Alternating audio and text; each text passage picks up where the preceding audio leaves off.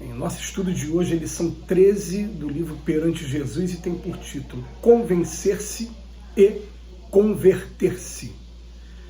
Muito fácil convencer-se alguém da verdade do Senhor, transformando a vida dos companheiros. Muito difícil, porém, converter-se ao Senhor da verdade, renovando a própria vida. O homem apenas convencido pode construir maravilhosos templos para o culto religioso e morrer desabrigado, orientar o combate aos inimigos da humanidade, permanecer possuído por terríveis adversários de si mesmo, distribuir benefícios incontáveis e atingir o fim da experiência terrestre angustiosa fome do coração, acender inúmeras lâmpadas no caminho e entregar-se à morte às escuras, receber prodigiosos dons do céu e estendê-los aos semelhantes, persistindo em asfixiante cegueira no campo íntimo. O homem somente convencido derruba sem construir, critica sem cooperar, discute sem esclarecer, exige de todos sem auxiliar ninguém, hostiliza o bem provável sem edificar o bem positivo. Muito perigoso convencer-se quanto à verdade espiritual pelo raciocínio sem converter-se a ela pelo coração. Muitos os chamados, poucos escolhidos. Muitos se convencem, poucos se convertem. Somente o homem verdadeiramente convertido a Jesus adquire suficiente poder para desligar-se dos domínios do eu, buscando o reino de Deus. Só é instrumento capaz de atender com eficiência no divino trabalho da redenção humana ao descobrir o júbilo de servir no legítimo entendimento da evolução e da eternidade. Representa efetivamente o discípulo fiel, o cooperador decidido e voluntário. Para o seu raciocínio, unido ao sentimento, terminou o nevoeiro da negação, da incerteza e da dúvida. O Senhor determina e ele obedece. Esse tema exige da gente uma reflexão um pouco mais profunda. E a gente vai partir, mais uma vez, do exemplo do apóstolo Pedro. Porque o apóstolo Pedro tem um momento em que ele é convidado por Jesus. Jesus vira para ele e fala: Pedro, você é pescador, né? Eu quero te transformar em pescador de homens. Segue-me. Ele tomou a decisão de seguir. Ele estava convencido. Por que ele estava convencido? Porque ele tinha terminado de assistir alguns prodígios, aquela coisa que a gente chama de maravilhoso, por não entender ainda, uma medicina muito mais avançada do que a nossa, Jesus curando cegos, curando leprosos, acalmando a tempestade do mar. Jesus deu para Pedro alguns motivos para que ele chegasse a esse ponto, né, de segue, vou seguir. Mas tem um momento no Evangelho de Jesus mesmo que ele fala: olha, Pedro, um dia que te converteres. Então veja bem, Pedro estava pregando a boa nova, estava curando doentes. Embora a gente saiba que teve uma categoria de espíritos ali que ele não conseguiu expulsar, não. Ele fala: por que a gente não está conseguindo esse? Porque para esses tem que ter jejum e oração, tem que ter, vamos botar assim, galardão moral. Tudo bem. Mas Pedro, segundo as palavras do próprio Jesus, não era convertido. E são muitos os teólogos que acreditam que Pedro só se converteu de verdade, nasceu Pedro de verdade e morreu Simão, quando ele teve a oportunidade de ir 3 vezes. Tu me amas? Te amo, mestre. Claro que eu amo. Tu me amas? Na 3ª vez o galo cantou. Isso já depois de Jesus ter sido martirizado e no retorno de Jesus, quando ele ressuscitou e teve com Pedro.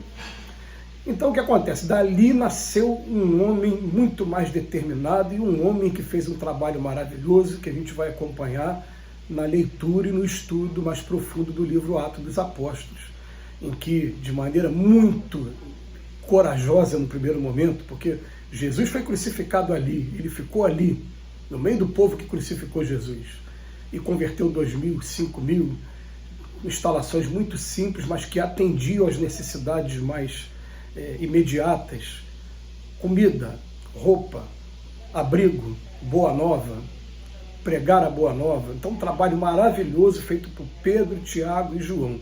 A gente não tem notícia dos outros discípulos, né, no livro Atos dos Apóstolos. Tem depois da chegada de Paulo. O que a gente pega para a gente? A gente vai ter uma discussão sobre essa questão de, em primeiro lugar, convencimento, quando a gente vai encontrar nas nossas religiões a preocupação em em batizar uma pessoa. Quando você batiza alguém, você está apresentando num culto exterior para o público, para os fiéis daquela religião, olha, ganhamos mais um adepto. E todos vão celebrar, porque na verdade era uma pessoa que não tinha até aquele momento uma definição religiosa, né, uma escolha religiosa, e passou a ter. Mas a partir dali, ele vai começar agora um trabalho de estudo do Evangelho, de um trabalho muito profundo de observar a si mesmo para poder começar um trabalho de reforma. Ali é o ponto inicial de tudo. Então a gente sabe que jogar um pouquinho de água na cabeça da pessoa, ou mergulhar a cabeça da pessoa na água do rio, ou na água de uma piscina dentro da igreja, não vai modificar moralmente ninguém. A gente sabe que a modificação moral, ela vai aparecer mesmo agora com o tempo, e dentro da doutrina espírita a gente vai encontrar um jargão que fala assim, reconhece o verdadeiro espírita, é pelo esforço que ele faz em domar as suas más inclinações. Gente, se eu estou começando a fazer esforço para domar as minhas más inclinações, nada mais natural que com o tempo eu comece a me transformar. E essa transformação é que vai fazer a diferença, e não o fato de eu ser um super trabalhador que aceito dezenas de trabalhos e que sou muito disciplinado até com o trabalho na minha religião. Eu sou o primeiro a chegar, o último a sair, eu sou voluntário para tudo, mas se eu ainda não estou fazendo esforço para domar os meus sentimentos, ainda tenho muita agressividade dentro de mim e essa agressividade não está sendo tratada, o que é que vai acontecer? Eu vou voltar para o plano espiritual daqui a pouco como uma pessoa que simplesmente adquiriu a disciplina do trabalho, mas ainda não conseguiu controlar as suas emoções. O primeiro espírito que aparecer na minha frente, do outro lado, me desafiando, me peitando, falando calúnias, que o meu sentimento vai fazer com que eu vá parar numa região de sofrimento, porque eu não aprendi a controlar os meus impulsos. Então essa que é a ideia.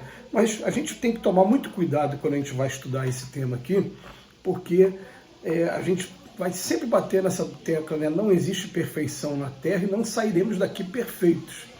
Então esse texto aqui do Emmanuel, ele fala convertido de verdade, convertido de verdade. Se você quiser comparar com perfeição, não vai ter ninguém na Terra. Mas ele termina o texto falando o que ele vai achar, o que ele vai chamar de convertido. Ele fala assim, ó, para o seu raciocínio, agora unido ao sentimento, acabou o nevoeiro da negação, da incerteza e da dúvida. A partir de agora o Senhor determina e ele obedece. Então carrega a tua cruz e segue-me. Eu sei que você não é perfeito ainda, mas a etapa que eu quero para você agora é essa. Qual é a tua cruz agora? A tua cruz está sendo cuidado dos teus filhos? Carrega a tua cruz e segue-me. É isso que eu quero que você faça. Então, representa efetivamente o discípulo fiel, o cooperador decidido e voluntário.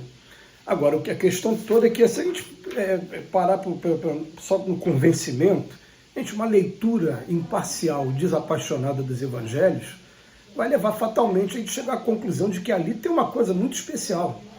Estou falando desapaixonado e imparcial. Você vai ver, esse que estão chamando de Jesus é muito mais inteligente do que os homens da época, e o homem da nossa época, inclusive. Né? Ele tem ali umas tiradas muito especiais. E, ao mesmo tempo, a gente duvida. A gente fala, pô, como é que uma pessoa pode curar cegos, pode curar leprosos, né? Curar coxos, os portadores de necessidades especiais? Como é que pode? Mas a gente vai ter uma informação de uma pessoa que é muito especial. Então a gente se convence e começa a eleger como se fosse uma espécie de amuleto para a gente no primeiro momento. Ó, me ajuda que eu sei que o senhor pode. Ele está falando, não, ajuda-te a você. Ajuda-te a ti mesmo que o céu te ajudará. Busque e achareis.